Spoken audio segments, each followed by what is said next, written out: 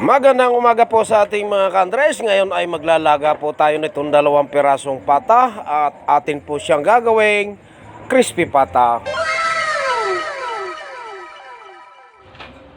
At syempre po, para manuot ang mga lasa, atin muna siyang titimplahan ng lahat ng mga ricado na available sa ating kusina. Katulad nito, lalagyan po natin siya ng patis. Nauna na po ang bawang at ang sibuyas, pati ang paminta. At para naman po bahagyang magkulay, ay lalagyan din natin ng toyo. At eto na nga po mga ka-Andres, ready to laga na. At para makatipid po tayo sa gas, tayo muna ay gumamit ng panggatong na kahoy. Ay marami naman pong kahoy din sa aking paligid, ay ba hindi gagamitin.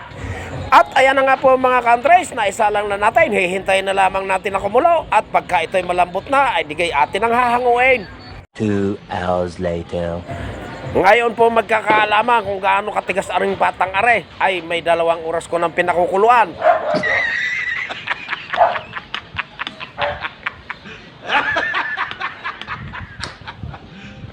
Are you serious? 2,000 years later. Ay sa dami gaho ng aking panggatong ay mananawa ito hanggang sa lumambot ang kanyang buto. Isang kawali. Ha? May isang kawali. Kanina pa rin. Adigay mainit na nga, ay wag mo ilalagay ang iyong kamay at baka yan ang maging crispy pata.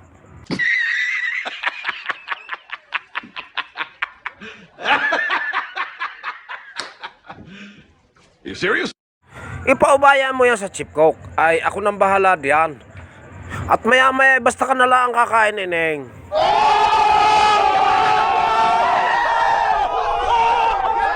Alugan-ligalig na rin aking assistant. Ay agang-aga pa liwanag pa ang araw.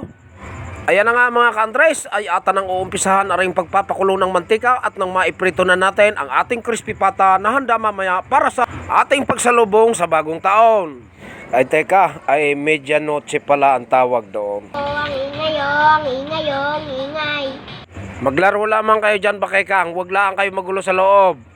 At ayan na nga po, ay pansamantala dyan muna natin pagpapahingahin itong 2 pata at maya maya bubuhusan muna na natin ang mantika at nang hindi ba kalas-kalas ay sobrahong kalambot. At ayan na nga po mga ka-Andres, ay kulong-kulo na ang mantika, bahagyan natin papaliguan ito at nang medyo lumutong naman muna ng kaunti bago natin ihulog sa kawali. Ayan, pakinigan ninyo, ay medyo napilantik na ho ang mantika. Ay sa lakas nga ho ng apoy, aray sigurado ay puputok habang kinakain, ay parang labintador. At dahil medyo gabi na nga po mga ka-Andres, ay kitang-kita ninyo naman, ay inabot na ng dilim ang aking pagluluto, ay inihulog ko na at nang hindi na magtagal, ay malutong na nga po. Ay kitang-kita naman ho ninyo, ay bulak na bulak po ang mantika. At pag ay hindi pa naging crispy, ay labintador na lang ang aking ngangatain, ay sigurado pang malutong at puputok talaga. No! God, please, no! No! No! No! Sino kayong maingay na yan? Ay maingay pa sa aking piniprito eh. Wait a minute. Who are you? At ari na nga po mga ka-Andres, ay hinango ko na. Baka masunog pa. Ay nako. At bahagya na lamang po natin siyang papaliguan ng mainit na mantika. Ayan.